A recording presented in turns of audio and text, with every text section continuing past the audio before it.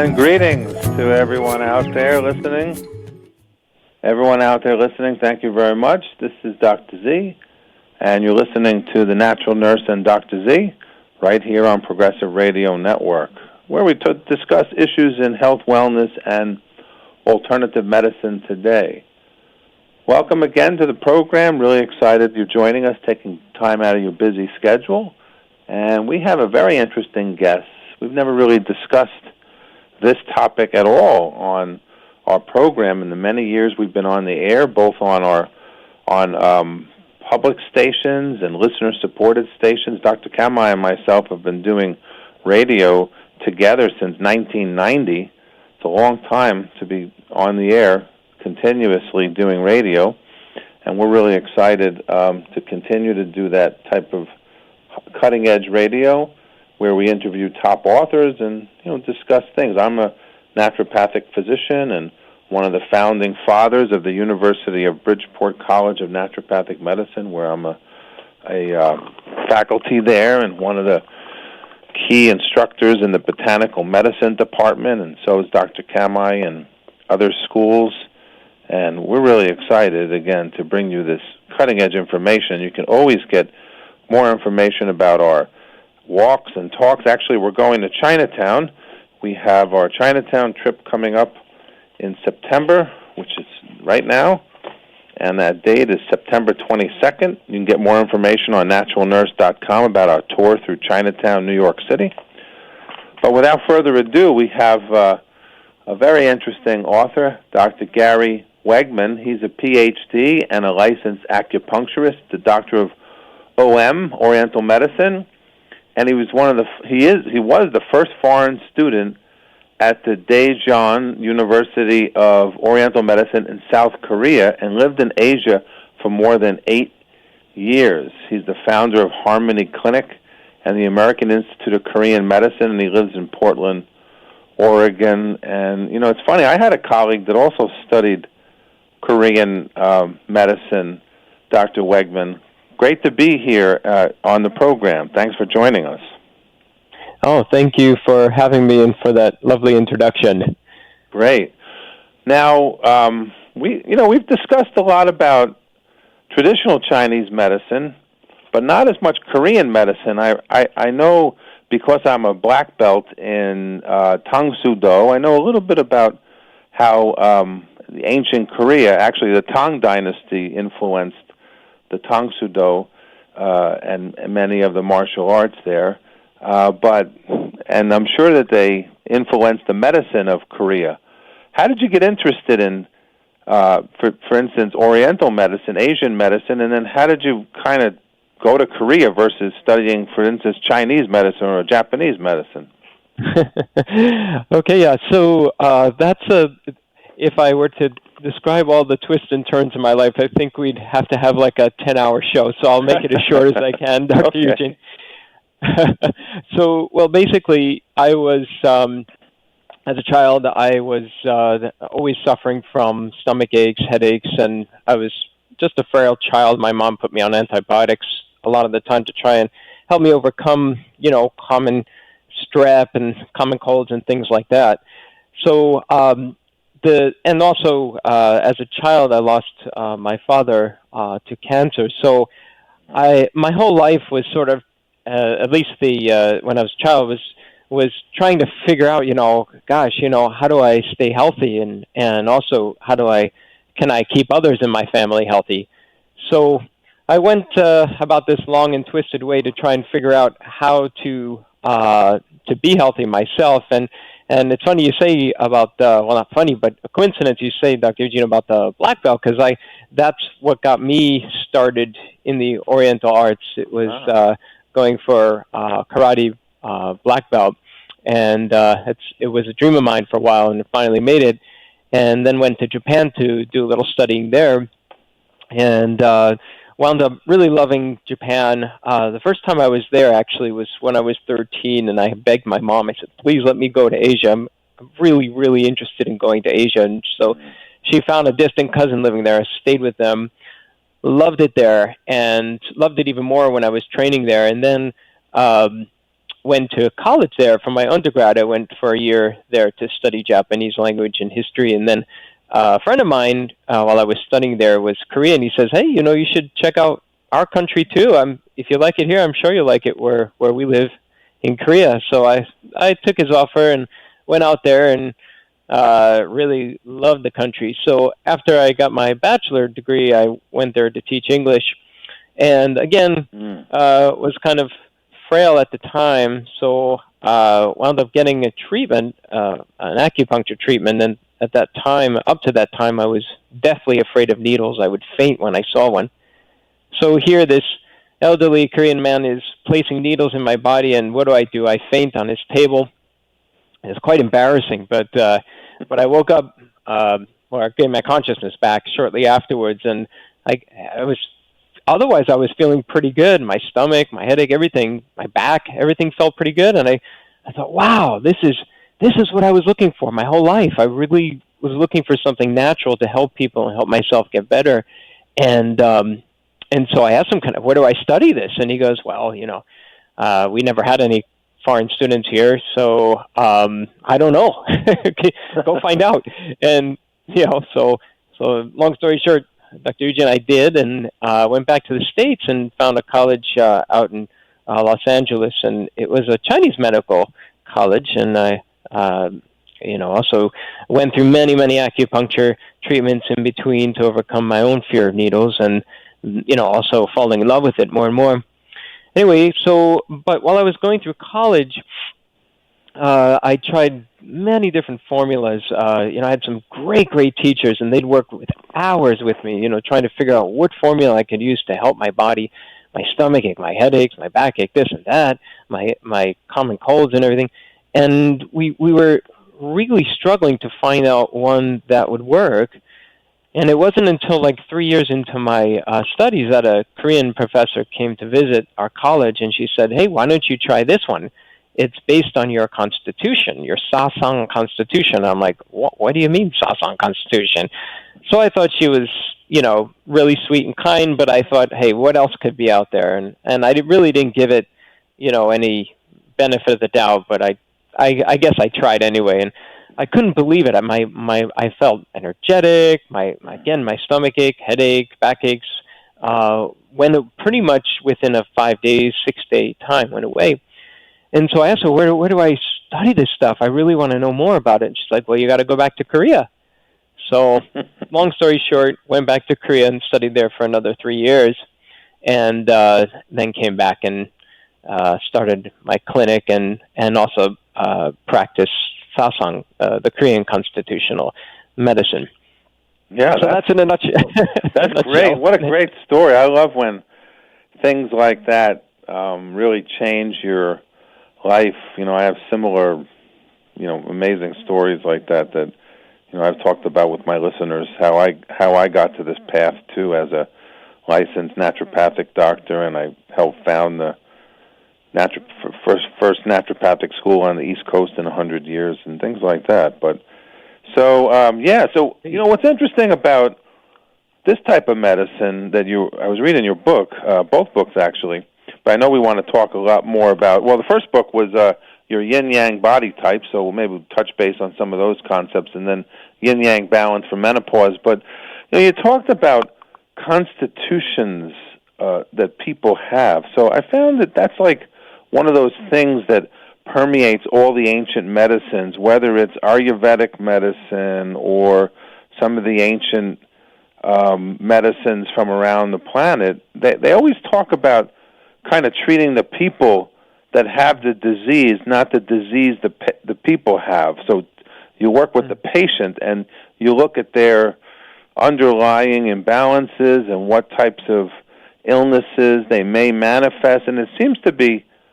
fairly predictable if you could figure out their body type. So what a great type of medicine that is. So tell us about the Sasang body types. Right, yeah. So the other approaches definitely have all the respect for, because you're right. The further back you go, absolutely, you touched on the fact that there's more emphasis on body type and constitution, which is basically Sasang medicine as well focuses on the constitution. And, really healing, because it happens from the inside out, we really are, as practitioners, of course, I'm sure you know this, but, we're focusing more on the patient. I was reading your website, you mentioned too, it's more that your focus is on the patient and preventing disease. And I think that's so true with Sasang medicine too, is that, you're really focused on, okay, what is this person's inherent weaknesses and strengths? And since you're only meeting this person for 5-10 minutes and trying to figure out the constitution, it can be very difficult. But as a Sasang practitioner, what we really look for is right down to the core of what it is that helps this person's energies flow. So we check the pulse, we look at the skin, we listen to the voice tone, how patients carry themselves. So basically, every psychosomatics marker possible. But in Sasang medicine, basically what they say is that each person is born with a very different set of strengths and weaknesses. And these strengths and weaknesses are based on which organ, we call them organ groups or organ patterns, are developed at birth and which ones are not as developed at birth. So we have hyperdeveloped organs and hypodeveloped organs. And the hyperdeveloped organs manifest in certain ways physically, but also emotionally, as well as the hypodeveloped organs. And so, for example, the yin type B is born with a stronger kidney, and the kidney correlates with calmness and relaxation. So that's basically what they portray, but it's also what they strive for. And if they can't get to that point in their lives, that's when different illnesses and issues tend to happen. Also, the kidneys in Oriental medicine govern the lower part of the body. So the yin type B happens to have a stronger lower half of their body from the waist down. But issues can arise from the stronger organs just like they can arise from the weaker organs. And that's why in Sasang medicine what we're trying to do is create balance between stronger systems and weaker systems that we're basically born with. So herbs in Sasang medicine are based on the body type, and also what each body type is manifesting according to the relationship between their stronger systems and weaker systems. What does Sasang actually mean? Translate. Oh, okay, yeah, sure. So Sasang, Sa is the Korean word for four, and Sang means symbols.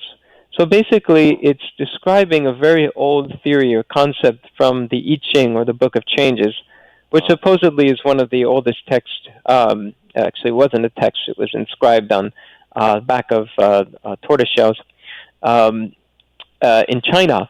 And it goes back roughly 3,000 years, back to the Shang dynasty, and which is basically the first dynasty in China. In this book, this inscription, it describes how all things in the universe start with this Tai Chi, just like the Tai Chi symbol that we see today, the Yin and Yang symbol, black and white. So this Tai Chi symbol is a combination of yin and yang.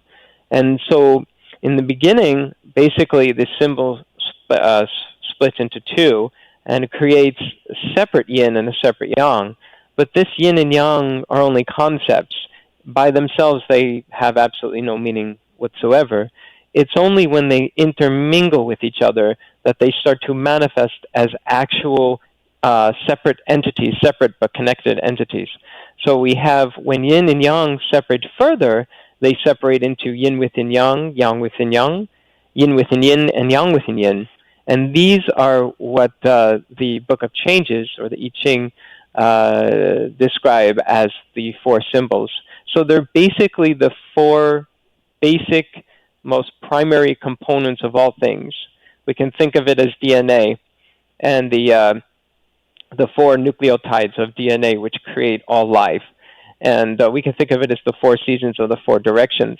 Sure, we can have just two directions, but there's absolutely no way we can make do with that. We cannot find our way through the woods with just two directions. And the four seasons, sure, we can say we just have, summer and winter, but There's transitions in between. So there are, we can say there's a very yang body type and there's a very yin body type, but there's also the yin within yang and yang within yin body types too. So these are the four basic components, and also in Sasang medicine we say the four basic organ systems, which are the lungs, the spleen system, the liver system, and the kidney system. So each body type will have a stronger system and a weaker system. Like the yang type A, they have a very stronger upper body, and they have a stronger spleen system, but they have a weaker kidney system, so they have a weaker lower body. So that's kind of it. Yeah, that's cool.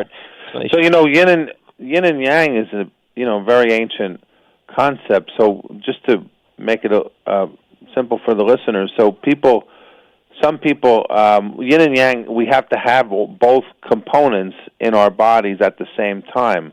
But sometimes there's a predominance of one versus the other. They're supposed to be in balance, right? But you're saying that sometimes we're born with imbalance. Maybe that was the ancient, this idea about genetics, that we got some of these constitutional things from our ancestors and parents and lineage, and some of these things are inherently, like, we're born with some of these things, and then I guess it's a part of our life to identify the weakness early on so we can live a life in accordance with our constitution to keep those areas strong. Is that yes, exactly? Nutshell, pretty much, yeah. Yeah, you really have a good take on it, absolutely. But there is one thing that Sasang medicine does acknowledge, and that is, even if we, the idea behind the medicine is really to balance the stronger and weaker organs. But it also acknowledges the fact that there is no such thing as perfect balance. If yin and yang were in perfect balance, that would mean that they would no longer interact with one another. They would have no reason to. In other words, yang would do its thing, which yang rises, so the yang energy would just simply go up. And yin would do its thing. Yin likes to sink, so yin would sink downwards. It's only when they intermingle, but in order for yin and yang to intermingle, they have to give up their own desire to go in their own direction. And that's how it is in the human body, that these imbalances, or these slight imbalances, or they can be larger imbalances, or not so intense imbalances, would actually help yin and yang flow. Yang has to come down, yin has to go up. And in Sasang medicine, we say that that's a sign of health. When yin can rise, even though that's a yang thing, and yang can sink, even though that's a yin thing, that's when we have perfect health. It's only when they separate from each other. We can think of it, sort of in a philosophical standpoint as well, too. If you look at the Earth tilted on its axis 23 degrees, or I forget the exact amount of tilt on the axis, but anyway, it's that tilt of the axis that actually gives us the four seasons. If the Earth was completely straight, we wouldn't have the variety that we need for the plants to grow and for us to fight through illness and strengthen our immune systems, for example, when we have different seasonal issues. So the imbalance is, in Sasang medicine, we say, is kind of inherent. But we can strive for as much balance as possible, which means that even though there's an imbalance to some degree, that all the energies are right where they need to be, flowing into one another. It's like the water cycle, how, water evaporates, forms the clouds, then it rains, thunder, more yang energy, and then violent, and then it draws back to rain. It's interesting. We just had a big thunderstorm here last night, but yeah, it's kind of the way of nature.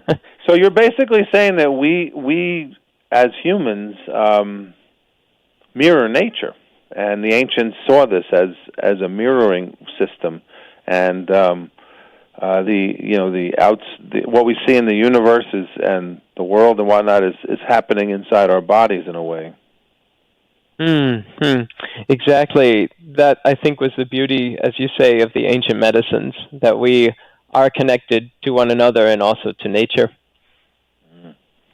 So, with that in mind, how does one go about finding your constitution? I know we can look at your book and you have questionnaires in there, But what would you do in your office if I came in and said, Doc, I've been having some problems, X, Y, Z.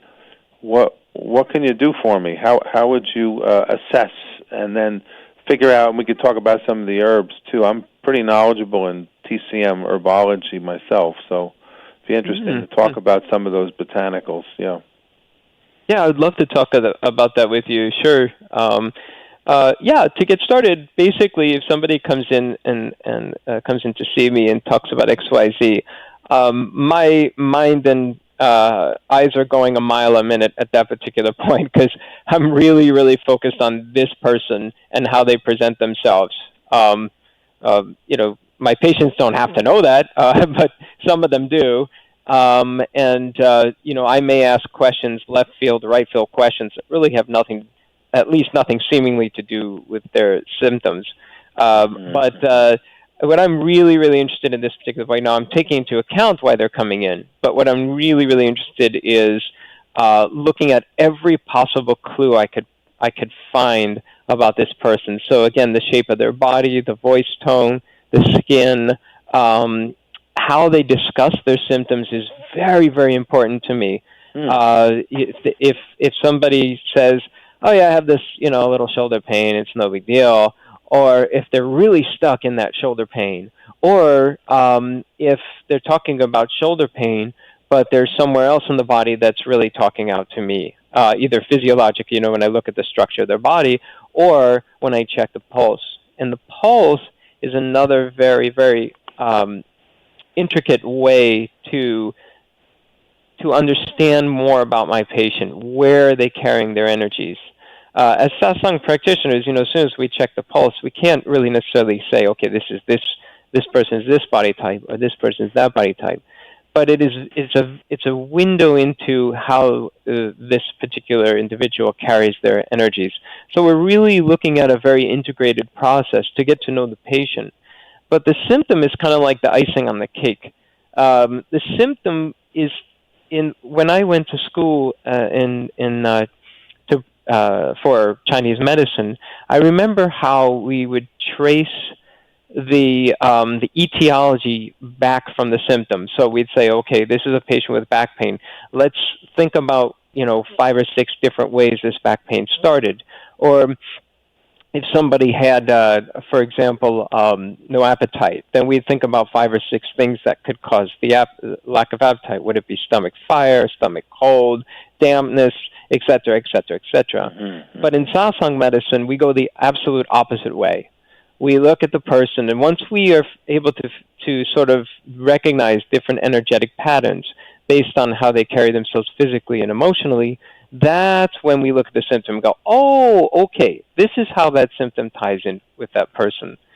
So even if, in Sasang medicine, even if we don't know what that symptom is, say the person comes in, the client comes in and says, I really don't know what's going on with me, or could you just basically give me something to support my health? Well, we usually have enough to do that even without knowing what symptom or exactly what might be plaguing this particular person. So to answer your question, it's a very holistic process, but there are defined ways to decipher the constitution. I guess the longer a practitioner does it, the easier it gets for them, because then they're able to look at certain clues. So generally speaking, if somebody came to see me, within about 5 minutes, I would probably be able to know their constitution.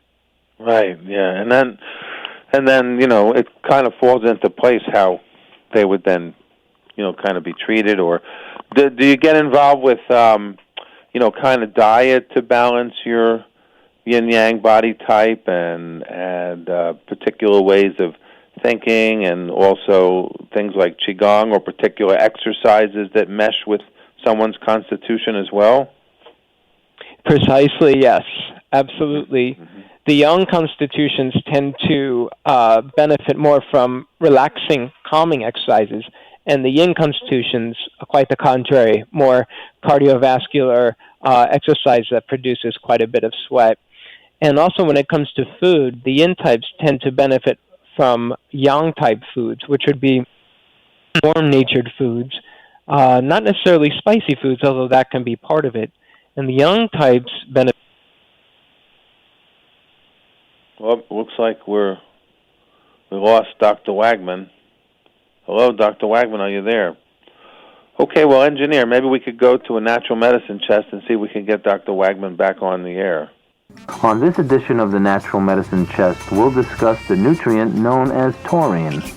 Amino acids are chemical constituents that form the building blocks of protein in the body. The official definition of an amino acid is a compound which contains an amino group and a carboxylic acid. Taurine contains a sulfonic group instead, so is not a true amino acid, although it is often referred to as one. The intracellular concentration of taurine is 10 times that of any normal free amino acid. Taurine was discovered in 1827, but the significance of taurine in nutrition was not realized until 1975, when the journal Science published a study showing that taurine-deficient cats suffered from retinal degeneration. In 1986, the Annual Review of Biochemistry reported that the amount of taurine present in mammalian milk depends on the species. Natural human mother's milk is rich in taurine, but cow's milk, except for the early milk known as colostrum, is taurine deficient. Pediatrics Journal in 1983 printed a study which outlined several of the biologically significant functions of taurine, and an effort was then made to fortify infant formula by adding taurine. Some species of animals, such as cats, cannot synthesize taurine within their bodies, and so must receive it through their diets. Humans have a very limited ability to synthesize taurine, so adequate intake through diet and supplementation is important. The principal source of dietary taurine is meat of various types and shellfish. Even people ingesting sufficiently high levels of taurine may develop a deficiency due to the overgrowth of certain anaerobic intestinal microorganisms which consume taurine. Certain prescription drugs are known inhibitors of taurine uptake. The Journal of Neurochemistry published a study in 1975 which showed that taurine concentrations are extremely high in the retina. In fact, the retina contains two binding proteins specific for taurine. Research has yet to determine exactly how taurine functions in the eye, but deficiency of taurine has been found to lead to the degeneration of photoreceptor cells. Continued studies on taurine have linked its presence to several biological functions, besides being a protector of the delicate tissues of the eye. Taurine helps to neutralize oxidizing agents caused by ionizing radiation. Taurine is present in high concentrations in the normal heart. It stimulates white blood cell motility and protects cell membranes from free radical damage. Taurine has proven useful in epileptics to reduce or control seizures. It helps modulate the transport of substances such as sodium, potassium, magnesium, copper, and iron across cell membranes. Additional research supports taurine's role in preventing gallstones. So, as you can see, the nutrient taurine may be an important addition to your natural medicine chest. You are listening to PRN, Progressive Radio Network.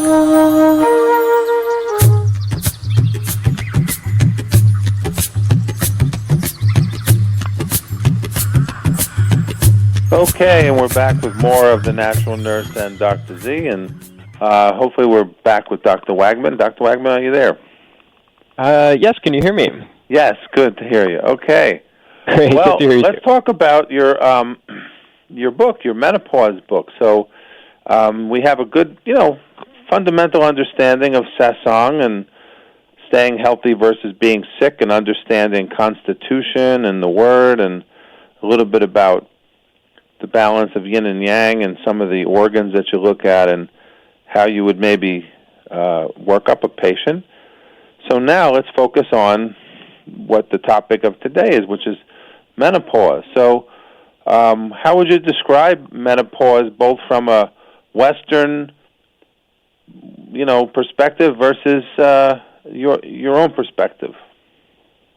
Sure. So, I from not being a Western medical doctor, I might be I don't want to sound like I'm bashing Western medicine without knowing as much as a medical doctor might about it. However, again, Sasang medicine really focuses on the individual and our perspective of what we go through. So when I'm talking what we go through, I mean going through menopause, going through whatever issues we may have in our lives. It really boils down to how we see it from our compass. And Sasang medicine is kind of like a compass to figure out what coordinates that we go through life with. So menopause is no exception to that. And, to be honest, Dr. Eugen, I really, there were several things in my life that I felt like, yes, I am definitely going to get into Oriental medicine. I definitely want to help other people. But I really originally had no clue that I'd be writing a book about menopause or even knowing anything about it. But it turns out that most of my clients were of menopausal age in the area that I practice. I've been practicing here for about 20 years. And so throughout the years, I applied those Sasang concepts to menopause, to addressing whatever menopause-related issues that women may face. And so basically, if we take, for example, hot flashes, which is the most common menopausal symptom, in Western medicine, of course, it's acknowledged that the internal thermostat of the body is off. And that has a lot to do with either progesterone or estrogen dominance in the body, throwing off this internal thermostat. But in both Western and Eastern medicine, we acknowledge that it's not the body increasing in temperature, it's displaced heat. Well, this is kind of where Western medicine stops in its explanation. It says, well, if we supplement with estrogen, most likely hot flashes will go away. Well, to some degree, they are right. However, estrogen itself, and I won't get too far into this, has definitely have to be careful with because it tends to produce symptoms, and if not taken in the right dose or at the right time, could also even predispose somebody to cancerous cell growth. But so basically, leaves Western medicine, there's only a few other approaches, like trying antidepressants and seeing if that it's a emotionally related issue where emotions trigger hot flashes, and in some women that's the case, and so that can be helpful to some degree as well for some people. So, but again, the core of the issue is why is this heat being displaced? And what do hormones have to do with that? That's kind of a gray area for Western medicine.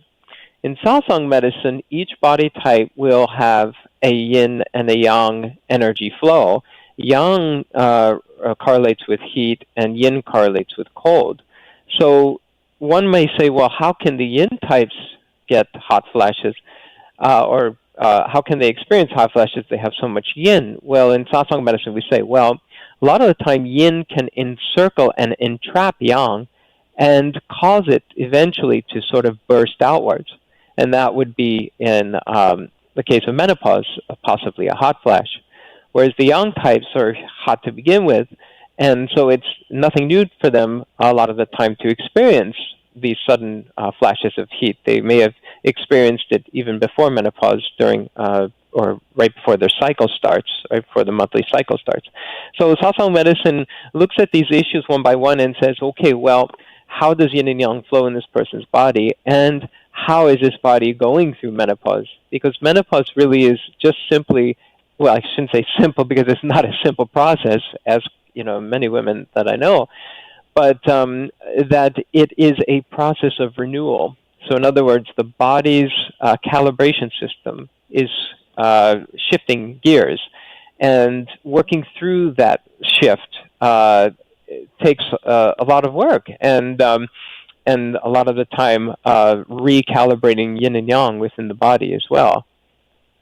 Let's take somebody who was kind of yin. Describe what someone who was too yin would be like coming in your office, and how would you what would they look like physically, so that patients can say, "Oh, that sounds like me." Yeah, sure. When we talk just about 4 body types, it's very, very difficult to to really give a description of this is exactly what this body type looks like, or this is exactly what that body type looks like. There's sort of a dominant, if you will, theme, but that doesn't necessarily ring true for everybody of a particular body type. So if we were to say, for example, the Yin type Bs, the Yin type A. The Yin type A body type is born with a weaker lung system, organ system, and a stronger liver organ system. So the Yin type A tends to be a little rounder on the edges, and this is, I wouldn't say necessarily obese. They definitely are the body type which have a tendency to carry more fat tissue. But I've seen, can you hear me? Yes. Okay, good. Sorry. So I've seen some Yin type A's who are actually quite thin, so it's not necessarily all across the board, but I'd say predominantly they tend to be a little rounder on the edges. And the liver also is an organ which absorbs blood. It absorbs everything from the bloodstream to filter it out. And this is why this absorbing energy is very strong for the Yin type A's. So the Yin type A would be a little rounder around the edges. And also Yin is cold, so they would also probably be likely to either feel cold at their extremities, have colder hands and feet. They may be sensitive to the cold in general. They may be, since they are born with a weaker, relatively weaker lung system, they may be prone to colds, common colds, and that type of thing. So you would be looking for a Yin type B who either is somebody who is prone to cold, like I said, rounder on the edges. And even if the Yin type A isn't rounder on the edges, their rib cage, in the bottom of the rib cage, tends to flare out a little bit, as if to prepare for the accumulation of fat around the abdomen, even if they are on the skinny side. So that's just one example of how somebody may look like their body type.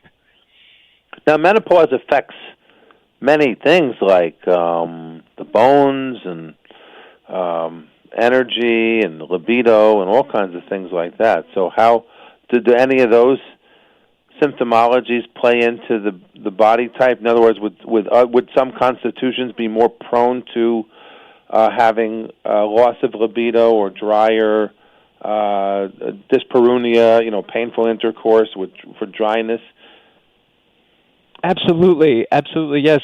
So Yin Yang Balance for Menopause actually devotes a chapter for every one of those situations that you described. For libido, bone, for osteoporosis or osteopenia, urinary disorders. We even have a chapter there for what we call 50-year shoulder, which is oshipgyeon in Korean. It's basically a situation that in Western medicine really isn't necessarily associated with menopause, but I've seen a lot of women come into the clinic with this issue. Basically, it's what in Western medicine would be called the frozen shoulder. But in Oriental medicine, we say that it's 50-year shoulder because it tends to happen around menopausal onset or perimenopausal onset. So each of these chapters will describe these situations and also break down why a particular body type might be more prone than others. Bone mass loss is a perfect example of that. The Yin type B is born with stronger kidneys, and the kidneys in both Chinese and Korean medicine correlate with the bones. So the stronger the kidney, the stronger the bones. So the Yin type B is less prone postmenopausal issues, less prone to bone issues postmenopausal, but the Yang type A, which is kind of like the polar opposite of the Yin type B, tend to be prone to osteoporosis and osteopenia even before menopause. And each of these body types would also have different herbs. For example, if for whatever reason the Yin type B, and it's very possible, is faced with osteoporosis, and I won't get too into that, but it's very possible. My book will explain why that can be. They would actually, instead of taking herbs to strengthen their kidneys, which strengthen the bones, they would ingest herbs to strengthen their stomach and spleen. And so, ginger is one of the best herbs for the Yin type B, because it can help strengthen the stomach and spleen, which indirectly helps the bones, obviously, because if you can utilize the food we digest, turn it into energy and other components, then we could certainly strengthen any part of our system. But the yang type A we'd go straight for the kidneys, so we would use herbs like Romania, which would be shengdiwang in Chinese. They call it shengdiwang, or sengjiwang in Korean. Romania is an herb which strengthens the kidneys, and in turn also helps directly strengthen the bones. So we would totally different approach for the same exact symptom. And for libido, since you mentioned libido, again, having a stronger lower body helps with libido. And the yin type A, born with the strongest liver out of all the other body types, tends to have in general, have a strong libido. However, there are exceptions to that. If the strong liver gets congested, then their libido would drop exponentially and have issues like ED, erectile dysfunction, and issues of that sort. But generally speaking, they're an animal in bed. And so, it doesn't necessarily mean that all of them are. It's just that they are the ones that tend to be most sexually adept, if you will. And so, again, the yang types tend not to be that way, and they may need some help. And herbs is a great way. Also, different body type specific meditation exercises for the yang types to bring energy down to what Ayurvedic may say is the lower chakra. In Sasang medicine, we say the liver and kidney groups of organs. So definitely. Sorry. Mm-hmm. Sorry. Did they use the herb? I think it's called oxney, nutsi, acaranthus by dentata. Did they use that herb to bring the energy down into the legs? That's a classic one in TCM. Nyuji is a very good herb to do that. You don't see Nyuji used that much in Sasang medicine. It is a great herb, and I've used it in my clinic. Yes. And so Nyuji is actually used for the yin type A. It's a great herb to bring energy down to the lower body. We use in Sasang medicine one of the best herbs for the yang. I'd say, let's just say one of the yang type A. One of the best herbs you can do to bring energy down is actually using shirgao, which is gypsum, because it's heavy.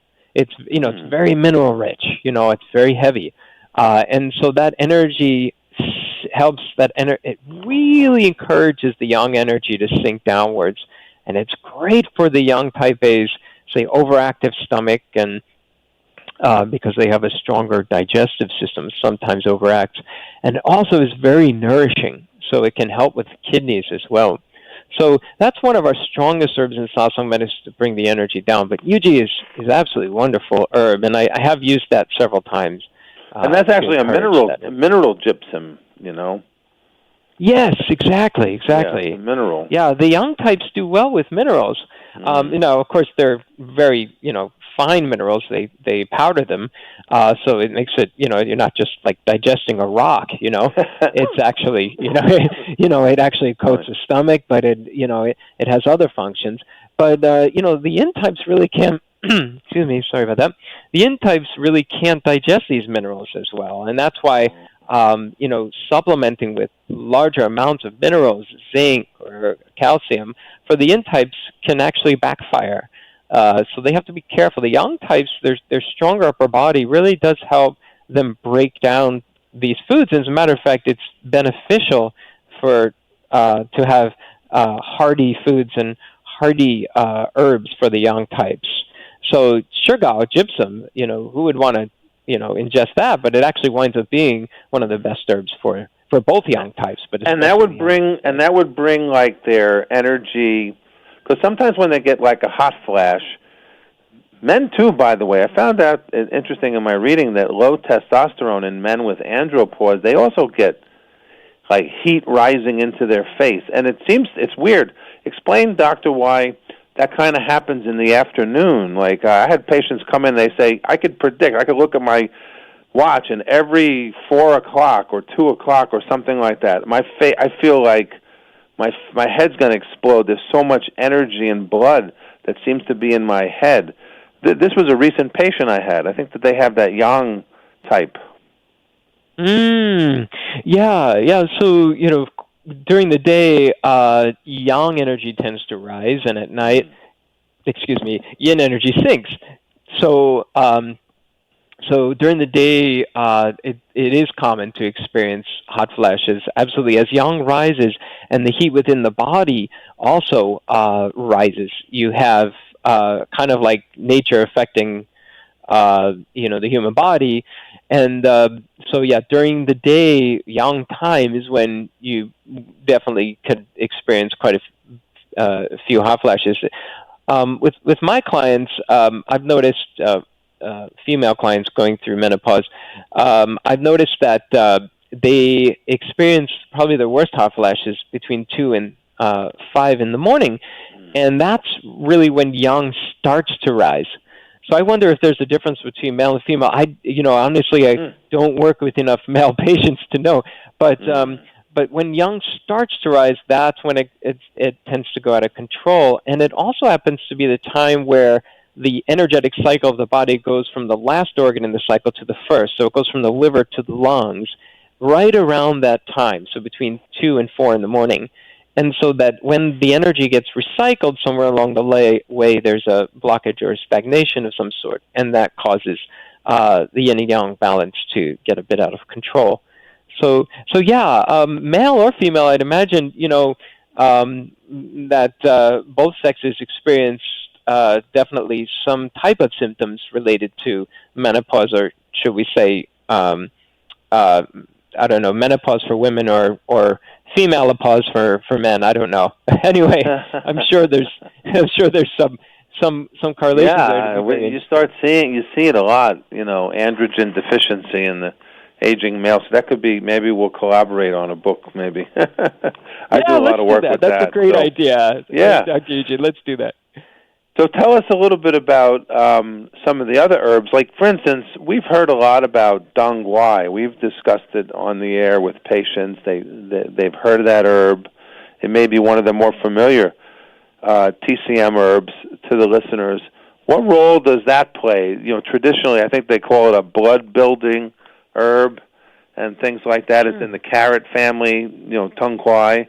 So that's one that we see. And then also angelica. Several of the angelicas are used for hot flashes, particularly in Western herbal medicine, but I wonder where it fits in Sasang. Yeah, absolutely. It's a great question. Dr. Eugene, I giggled a little bit because I named my daughter Angelica. She's 12 years old now, and I did name her after dong quai. At least that was one of the reasons. I do tell my mom her name helped as well too, but the dong quai or dangui in Korean pronunciation is a beautiful, beautiful plant. Sounds like you're familiar with it, and it has so many wonderful properties, and has helped me in my life quite a bit too, because I'm a yin type B, and it's a yin type B herb. The reason why dangui is a yin type B herb is because it has a warm to hot nature. Now, it's not as hot as, say, something like fudzu, aconite, or ginger, dried ginger, especially, quite hot.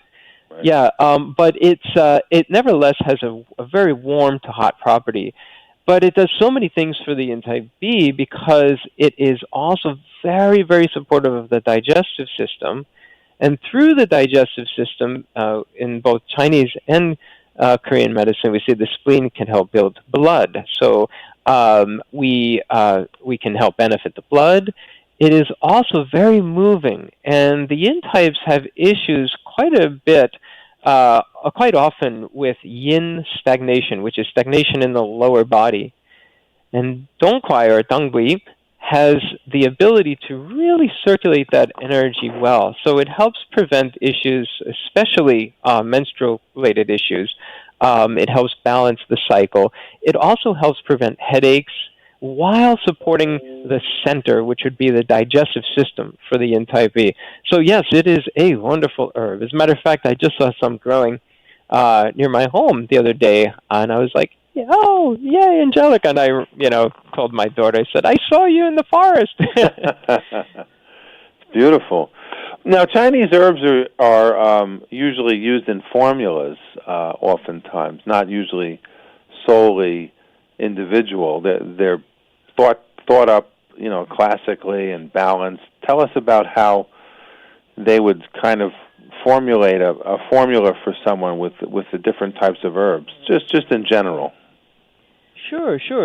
So Sasang medicine, it's hard to say that Sasang medicine is really an identity amongst of itself. I mean, it definitely you can distinguish Sasang medicine from Chinese medicine, but the Chinese culture and the medicine really had a very strong historic influence on Korea. Mm. So a lot of the formulas that we use in Sasang medicine were also formulas that were developed, especially during the Ming Dynasty.